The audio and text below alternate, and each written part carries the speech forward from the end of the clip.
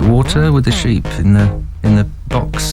Okay, so before we really begin here, I should probably make one thing absolutely clear, because it's a recurring misunderstanding when it comes to this topic. When people like me say fat acceptance or fat positivity, we mostly mean don't be a dick to and about overweight people, and maybe let's help people love themselves regardless of their weight. That's literally it. I say this because there's been a lot of content put out by reactionary weirdos online who don't seem to really grasp this over the past few years, and I guess that's why we're here today, to clear up some of the misconceptions and misinformation put out by certain people online. There's a lot I could say about the fat positivity movement, from its history to its ethos and message to its greatest advocates, but I guess I'll leave that for another video and focus instead on its detractors. See, something I've noticed in my time in the political sphere online is a particularly nasty and weirdly universal hatred for fat people, from subreddits like r fat people hate, which was eventually taken down for essentially bullying,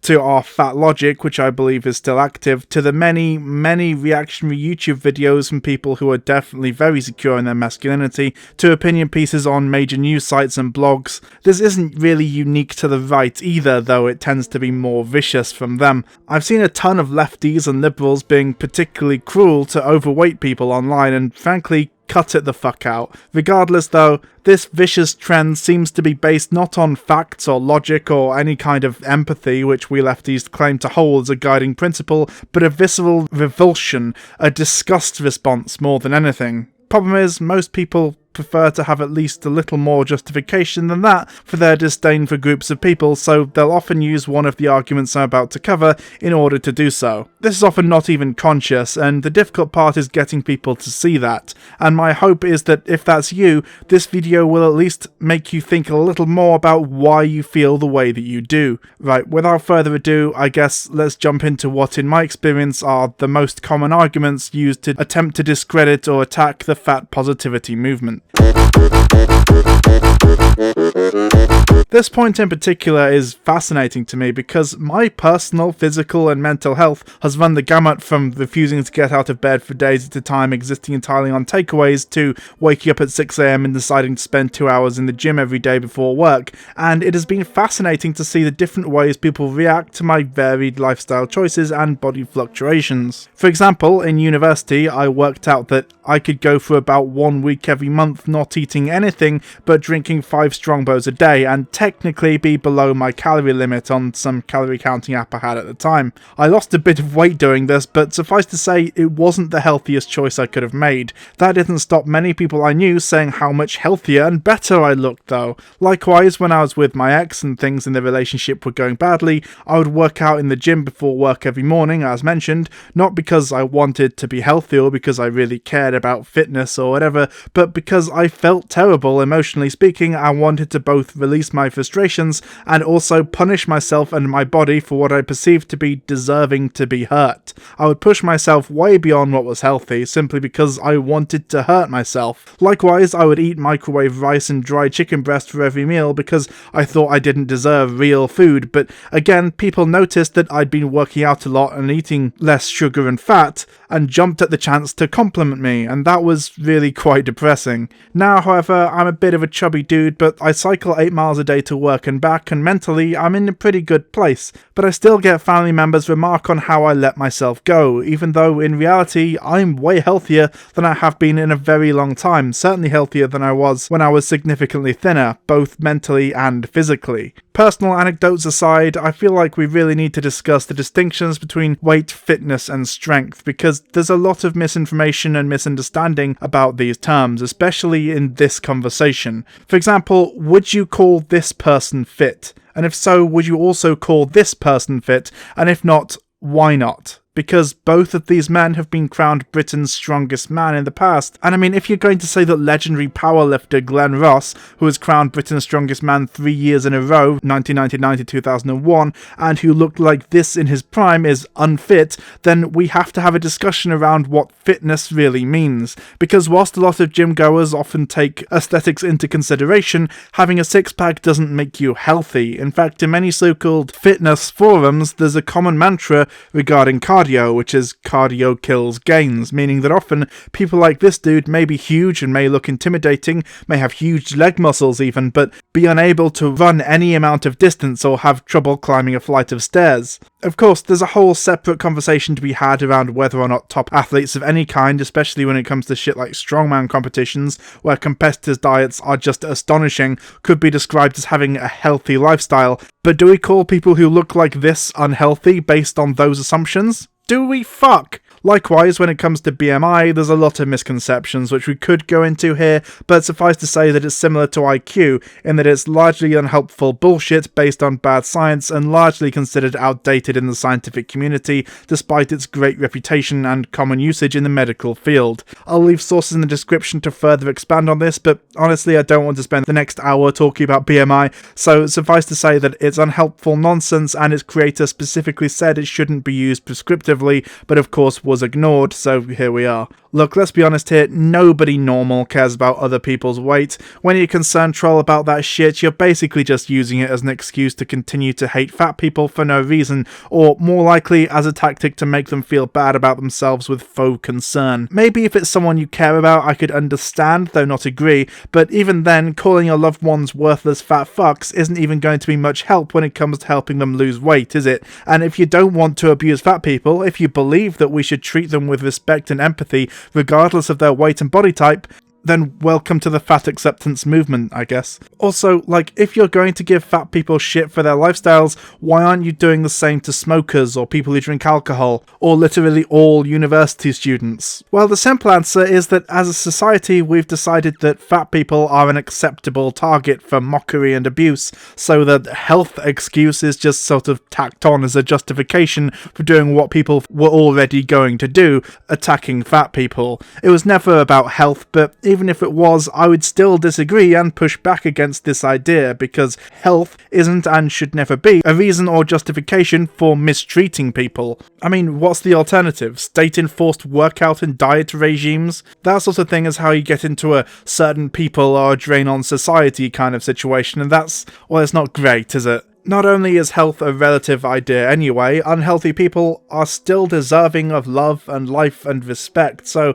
it's a lose-lose here. If this anti-body positivity stuff was legitimately about health concerns, which again it's not, it's a lot of shite because health is not an indication of moral character or the level of respect we should afford others, and is unfairly applied because legitimately healthy overweight people are treated much less charitably than unhealthy people with a standard BMI. Almost like the human body can't just be boiled down to simple numbers and equations like that, I don't know. And also, like, who gives a shit about other people living an unhealthy lifestyle? Stick your nose out of strangers' lives, you fucking weirdo, and let people be. Do you tut every time you walk past a pub and see people having a pint with mates? Do you write a letter to your MP when you see some kids smoking in the park? Piss off, especially if you're the sort of person who claims to care about government control of our lives.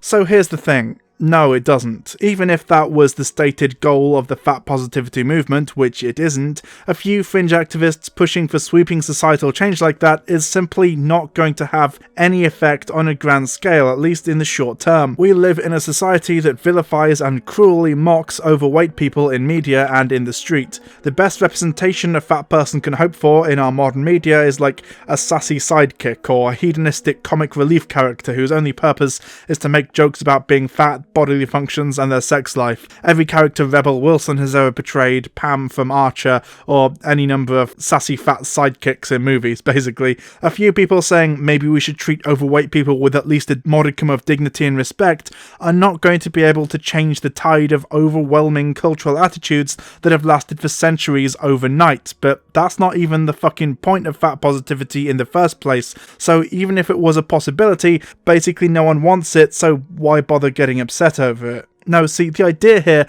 is that if we allow an overweight person to exist, to be happy and successful and comfortable in their body, other fat people might start to think that, actually, maybe it's okay to be overweight and also exist in society, or, shock horror, maybe even thrive. This is why people like Lizzo are being so heavily attacked by reactionaries. The idea that she sees herself as sexy and powerful and dominant, and many others see her that way too, is a direct affront to the status quo. We can't allow an overweight woman to be viewed in a positive light. That might normalise obesity. This is frankly just ridiculous to me, and I'm sure many of you too. After all, surely it's obvious to anyone with a functioning brainstem that fat people simply existing and being happy doesn't promote anything any more than gay or trans people existing and thriving promotes some kind of gay agenda. Frankly, these people exist, and ignoring them just seems pretty fucking pointless, not to mention weirdly judgy. But we know the reasons for this one, right? As I just mentioned, it's just another excuse to attack or abuse fat people. After all, they, whoever they are daring to change the harmful narrative surrounding obesity and act like fat people are complex human beings worthy of dignity and respect, who deserve to be able to exist and thrive within society. So we have to combat it, right? Well, how do we do that? Oh, yeah, that's right, fat shaming and bullying fat people until they lose weight. That'll work. Oh boy, okay, let's briefly talk about fat shaming then. Fat shaming does not work. Attacking and bullying overweight people doesn't make them not fat, it just means that they're both fat and sad, which, like, why bother being a dick for no reason, you know? There's actual evidence for this, by the way. As it turns out, a lot of fat people became and remained fat due to mental health issues, stress, trauma, and so on. They've also been told that they're a worthless fat piece of shit their entire life by people like this, so at best, shaming them for their weight will simply have no effect, and at worst, it'll risk exacerbating the problem. For a lot of people, food is a coping mechanism for dealing with painful or difficult emotions or mental health problems, in the same way other people might turn to, for example, alcohol or drugs, in order to drown their sorrows. For me, it used to be sex. That was a big one I had to unlearn. For a lot of my youth, I used sex as a way to distract myself and cope with emotional trauma, get those endorphins and so on. But for other people, it's food. If a fat person is feeling like shit, if they comfort or soothe themselves with food when they have a severe mental health breakdown, or are just struggling in that respect, be it stress, trauma, depression, anxiety, whatever, the answer, and the most effective solution, is not to bully them every time they eat a slice of cake, but to address their underlying mental health issues, which will, in turn, stop them needing an immediate coping and soothing mechanism. In the same way as when I was using sex as a coping mechanism to deal with my mental health issues, calling me a piece of shit every time I had a wank wouldn't have stopped me doing what I was doing, because no shit, if that's how I deal with trauma, giving me more trauma is only going to make the situation worse, not better. See, this is what's so fascinating about this whole conversation. People claiming to care deeply about strangers' health when it means they can concern troll and have a justification for attacking the well-being of overweight people who they consider to be subhuman, will often refuse to dig deeper or work towards actually helping the mental health of fat people or tackling the root cause of a lot of people's excess weight by, for example, advocating for free and accessible mental health treatments and empathy. But nah, look, Lizzo exists, so we have to call other random people unimaginative names, because we care deeply about their health, regardless of if it'll actually work or even just not make things worse, because they're fat, right? Fat people aren't real people. Okay, so this point obviously follows on pretty naturally from the last one, and as a result I'll keep it brief. In short, yes, technically obesity is mostly caused by people consuming more calories than they burn, and technically most overweight people could simply eat better and work out more and start to see results, but that's a bit like saying anyone could be a bodybuilder if they really wanted. All it takes is a change to workout routine and diet. Like, yeah, sure, but if it were as simple as that implies, then we would all be rippling Adonises, right? Or would we? Let's discuss it. There are two main points I want to make here in response to this "it's their fault so I should be able to bully them" thing. Let's just go through them individually. There's a lot to talk about here, but I suppose first off we need to ask if we believe in free will. I've made a whole video about this, but in short, I think it's unrealistic to go on about personal responsibility or blaming people's choices for many of their misfortunes when we live under a number of interconnecting systems that all have way more control over our lives than individual choices ever could. Like, yeah, sure, you can say, oh, but that person's just choosing not to eat well or work out, but there could be any number of systemic issues affecting a person's health and weight. How much real choice is actually going on there? For example, since anti-fat positivity people seem so fixated upon health, we could talk about some other health issues that might cause obesity, like depression, stress, anxiety, for example, which could all stop a person from eating healthily or exercising. I don't know if you've ever been severely depressed, but suffice to say that depressed people generally don't wake up early in the morning, go for a 10-mile jog, and then eat a nice stick of celery, because their mental health prevents them or makes it significantly more difficult to do so. It's the classic catch-22 of depression. Eating healthily and exercise would help with the depression, but the depression prevents you from being able to do so, and so on and so forth. Likewise, anxiety and stress are some of the most common causes of comfort eating and/or unhealthy lifestyle choices. You never know what someone on the street is going through, and deciding to be addicted to someone who comfort eats due to their mental health issues is not helping. Fat shaming will probably only make that person worse, but you know what could actually do some good? Empathy. Remember that? Or do fat people not deserve it? Likewise, when it comes to physical mobility, a lot of the same issues apply. Disabled people often find regular exercise difficult, if not impossible, and similarly, getting out to the shop to buy healthy food might not be as easy or possible, especially during COVID lockdowns, causing many of them to require shielding. And I hate to break it to you, but again, often people with mobility problems don't always appear to be disabled, because certain conditions can cause people to have good days and bad days, where they can appear perfectly able-bodied one day and be confined to a wheelchair the next. A perfect example of this is, I think, found in the pseudo-scientific nonsense documentary Fat, Sick and Nearly Dead, which basically exists to push a nonsense fad diet and uses as a case study the story of Phil Staples, a severely overweight truck driver who takes up this diet and has a miraculous transformation. The documentary doesn't really have any follow-up until the sequel, which nobody watched, but as a result of failing to treat the underlying psychological issues causing the habit to binge eat, Staples wasn't able to maintain his new lifestyle after suffering a personal tragedy, and quickly worked his way back up to the size he was before. The scare tactics and the fad nature of his new lifestyle merely temporarily masked the underlying problem, and it's not like he was going to therapy because he lost a bunch of weight, so everyone just assumed that he was doing okay, because only fat people are depressed, right? And there's a lot more we could go into here, like, for example, the fact that certain medication causes people to put on weight as a side effect. Ironically enough, a lot of the time antidepressants do this, which ties into the mental health stuff we were just talking about. But I think the main point to be made, and the one that I've sort of been dancing around here, is quite simple.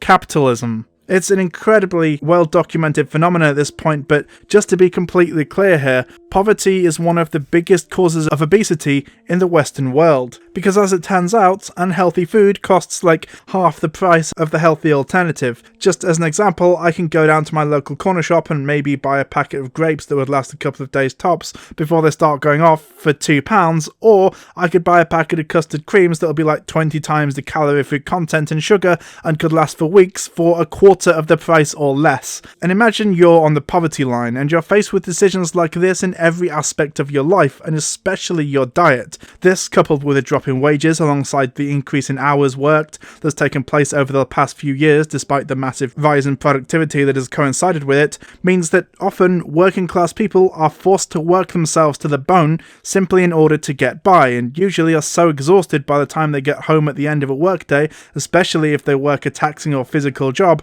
that spending time and effort building and cooking a meal is simply not something they can face doing. So either through poverty, exhaustion, or both, the most viable option for a lot of working class people is either takeaway due to the convenience, or cheap easy meals stuffed with sugar and fat, because that's the cheapest there is. And all of this is the fault of our good friend capitalism, but I guess it's easier to attack the victims of a system and symptoms of a problem rather than challenging the status quo or actually trying to fix issues, eh? Easier than giving any thought as to why things are the way they are, so let's just go with that, I guess. This should be pretty self-explanatory, but it just seems really weird to me that people see a choice someone makes and immediately decide that they deserve to have their life ruined over it. You see it all the time with conservatives fucking over single parents by finger-wagging and insisting that they made their choice, so now I guess they and their kids should starve or something. Likewise, when we see fat people, why is a common reaction to attack them because they chose to be fat, assuming that this is the case, which, as we just discussed, it may not be. I thought we lived in an individualistic world wherein other people's choices choices didn't affect us, and we should just let people be as much as possible. No step on snack and all that. Why bother going out of your way to be a dick to certain groups of people for no real reason? And furthermore, even if we grant that this was some kind of grand ideological choice that was made, which I'm sure for a vanishingly small minority it is, why should one choice define a person's entire life, or at least your treatment of them? We don't do this for many other bad choices people make, or at least where the choice affects nobody but the person making it, right? I mean, we don't decide to give people walking down the street smoking a fag means cigarette in Britain, do not post comments about me using British slang, I swear to God, shit just because they made a poor choice, but somehow it's acceptable to do so to fat people because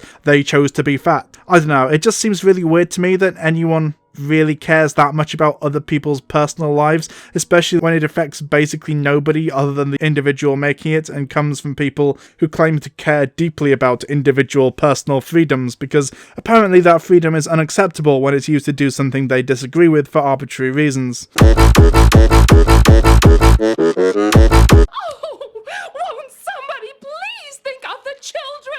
Okay, this part will be brief because it's mostly covering ground we've just gone over, but just to be perfectly clear, children eat what food they're provided by their parents. This is something we can agree on. However, the complicating factor is that when we're forced to ask what resources are provided to parents to enable them to provide food to their kids. As we've just discussed, often this isn't an easy question to answer, and in my opinion, it would be unfair to blame childhood obesity on parents 100% of the time. Sure, there's a lot of important lessons that ideally we'd like to have our kids learn before adulthood, including how to construct a balanced, healthy diet and getting into good habits regarding nutrition and exercise, but those lessons only work and the blame can only be placed at the feet of the parents or those responsible for their well-being if there are adequate resources provided to them in order to do so. Like if you, as a parent, have to stretch your money as thinly as possible in order to feed your child, and or you're forced to work long hours and may not have the time and energy to cook complex healthy meals, then yes, no shit, you're going to be forced to buy cheap, unhealthy, low-effort meals and ingredients because you have very little choice, or at least less than someone in more hospitable circumstances. Once again, it is about a quarter of the price to buy a packet of biscuits or chocolates to give your kid as a dessert, and would last significantly longer, potentially, than something more healthy, like a piece of fruit or whatever. So, in that sense, I guess it's either the government, capitalism, or both that's perpetrating this child abuse by not providing adequate resources to ensure a healthy lifestyle for kids, using this logic. The other version of this argument you'll occasionally see is, if fat people exist and are normalised in media and society, that will encourage kids to be obese or emulate this behaviour, and that's just fucking ridiculous. For a start, fat people have existed in media for a very, very long time, and surprisingly, Dawn French didn't usher in a generation of fat idolising people despite being a huge star and also being overweight. Ditto for basically every fat half of a comedy act for most of the 20th century. Plus, I mean, if you're going to ban fat people existing in media, then what are you going to do about McDonald's ads? Because I don't know if you're aware of this, but the power of advertising has a lot more sway over our minds than just a kind of person existing and being portrayed in media. That's kind of the point, and billions of dollars go into researching ways to better manipulate you into consuming a product. And you're never going to ban ads, because under a capitalist system, there is basically no force on earth more powerful than money, and in media especially, the money comes primarily from advertisers. So, okay, maybe you could ban any positive portrayals of fat people because you enjoy needless cruelty, sure, but even if that was effective, which I doubt it would be, it's not really a huge victory for promoting public health if in the ad breaks between the TV shows populated entirely by thin people, they are repeatedly told about how great KFC is and how they should just go and eat a bucket of fried chicken to themselves. Also, like, a system in which only thin, attractive people are allowed to exist or be shown is a really effective way of causing widespread and severe body dysmorphia and self-esteem issues amongst especially young girls and women, but young men also, by essentially telling them that they are worthless if they don't measure up to an arbitrary standard of beauty. And we know this because, contrary to the opinions of weirdos on the internet, this is basically the one under which we live right now, though this is slowly improving, ironically enough thanks in part to the fat positivity movement. Incidentally, body dysmorphic disorder, according according to several studies, is a leading cause of suicidality amongst these demographics. The stats vary, but from what I was able to gather, it can affect up to 2 to 3% of people, and of those people, at least 80% experience some kind of suicidal ideation at some point. And one of the primary focuses of the fat positivity movement, you know, the thing that this video is about, is combating harmful body and beauty standards within society and culture, and the mental health issues that come about as a result. But I guess that an epidemic of teen suicides would be a necessary or worthwhile sacrifice, because at least there'd be no fat people on TV anymore, right? This is a weird one, but often there'll be this argument of, okay, so yeah, it may be a bit mean or whatever, but it's just natural. We're just hardwired to hate fat people because they're sick or something. Basically, reactionaries trying to convince themselves or others that they may seem to be a real arsehole for picking on vulnerable people, but it's totally not their fault. And there's 2 points to make in response to it. 1, that's objectively untrue, and 2, even if it was true, why is that an excuse? Even if we ignore the mountain of evidence disproving this ridiculous hypothesis, something being natural doesn't make it right. It's natural for diabetic people to slip into a coma and die before they hit middle age, but I wouldn't exactly call that a preferable state of affairs, and it's unnatural to have fucking hospitals and Netflix, but that doesn't make those things bad. Honestly, this natural versus unnatural shit is the same as the weird anti-gay marriage stuff from around a decade ago, or the transphobic rhetoric being bandied about now, and it's just as ridiculous. But yes, let's for the moment ignore that and ask the question, regardless of whether or not it's natural is a good argument in the first place, is it true? Have we, throughout human history, treated fat people the same way as we do now? Have we always seen obesity as a laughable, disgusting kind of existence, and those who are overweight as deserving of mistreatment, abuse, and erasure? Well, let's go over a few brief examples throughout the history of fat phobia, for want of a better term, or fat acceptance within society, shall we? I'm sure it'll be enlightening. This is the Venus of Willendorf. It dates back around 25,000 years and is suspected to represent some kind of fertility goddess, or alternatively a self-portrait by some ancient woman, but it's clear that this is not supposed to denigrate or mock its subject. Here is a surviving statue of the Greek goddess of beauty, Aphrodite, with some nice belly rolls there. And look, everyone knows that during the Renaissance, overweight people were seen as attractive because it was a sign of affluence and that they could afford to be fat. Henry VIII was supposedly so fat that his coffin was square and somehow still managed to be a sex icon. And of course there's the artist Rubens, who is most famous for his depiction of larger, more chubby women shown in incredibly powerful, sexually confident manners, hence the coining of the term Rubenesque to describe certain body types. This trend continued for hundreds of years, from Henry VIII to pretty much Queen Victoria, after which the Victorian idea of temperance and self-control suddenly started to make overweight people and those who enjoyed excess seem hedonistic and morally weak, and so this impression sort of fell away, setting the stage for our current perceptions of obesity. Also, fat positivity in the media is hardly a new thing, as demonstrated by these songs from 1929 and 1951 respectively. I don't want to get thin, I don't want to get thin, why should I, when I'm all right as I am? Those slender-waisted mamas, they make me laugh. My goodness, men like to see a little fore and aft. I don't want to reduce.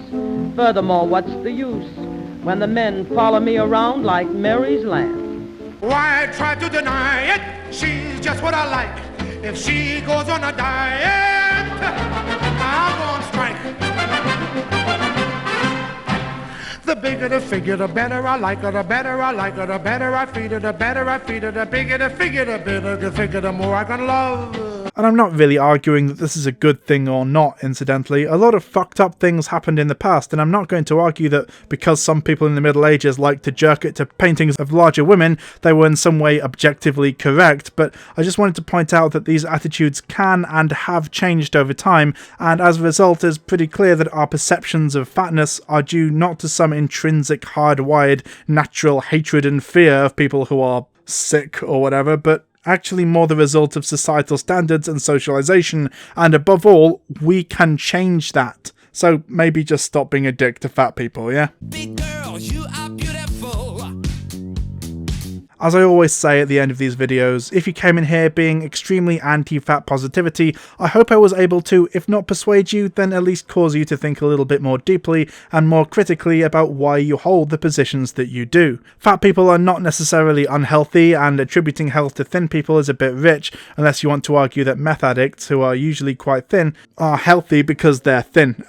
Fat people existing in society is not normalising obesity or whatever, it's just a fact of life, and in media we often seek to accurately represent the world, so maybe pretending fat people don't exist in order to further some kind of weird agenda is fucking dumb. Likewise, trying to argue that people's lives turned out the way they did entirely due to free will, poor choices or whatever is a child's view of the world. In reality, a number of interconnecting and powerful forces push and pull us in various directions and influence us way more than individual choices ever could, and the only way to avert that is to create a society in which all of our basic needs are met unconditionally, so there's no need to stretch budgets or resort to buying a packet of custard creams when there's fruit available. And if you don't want to do that, then I guess you don't actually care about personal responsibility at all, eh? And I guess most of all, I wanted to make it clear that whatever justifications you can come up with to hate fat people, at the end of the day, none of them really hold up to scrutiny, and like any other kind of reactionary or bigoted views, we both know that all this bluster and concern trolling are nothing more than just post hoc excuses to justify your irrational hatred for a group of people you don't like, but don't want to examine the actual reasons why. I hope this video will help you to realise this and to start to consider what these reasons might be. Oh, and one final thing, I guess, because I know what the comment section's going to be like. I'm not saying that widespread or extreme obesity isn't a problem, or that we as individuals shouldn't try to be as healthy as possible and encourage good habits. What the fat positivity movement advocates for is not obesity, but empathy for overweight people, and not singling them out or mistreating them based on their weight. Abuse and so-called tough love doesn't work. And if someone is so overweight that it's a genuine problem, that kind of implies other issues being the cause, and we should work on fixing those issues rather than bullying individual fat people. As always on this channel, I want to advocate for a reform to the systems that cause and encourage things like obesity, whilst treating fat people with love and empathy, and giving them options and opportunities rather than hate and abuse, because hey, guess what? That approach is proven to work, even though I guess shouting "lose weight you fucking whale" at random fat people on the street probably feels better if you're a bit of a twat. I guess we'll see how many people watch to the end by the sorts of comments this video gets, eh? Wow, that bloke with the beard is the biggest piece of shit that I've ever seen in the entire world. And you, my friend, would be correct. Hello everyone, I hope you enjoyed this video. It was made possible by the lovely members of my Patreon, whose names are currently on screen at the moment, and if you want to join them, there will be a link in the description and probably on screen as well somewhere. If you donate $1 or more, your name will appear on the screen like so. If you donate $2 or more, I will read out your name at the end of the credits, and if you donate $5 or more, you do get little behind the scenes snippets. You also get little bonuses, like you get access to the scripts for these videos as and when I finish them. You also get videos a couple of days early, and all patrons have access to the patron's role and specific channels on my Discord, the link to which will again be in the description. So without further ado, I would like to especially thank Elise the Mighty She-Beast, Arne Magnus Narang, Orban, Aride, Bryden Beck, Chris Vagnacci, Nanza Kambe. Next we have Brian, Pixels Green, Polite Pigeon, Sid Phillips, Stacey Solano, Susie M, The Bulk, and Tom Newport. Thanks so much for watching everyone, and I hope you have a great day.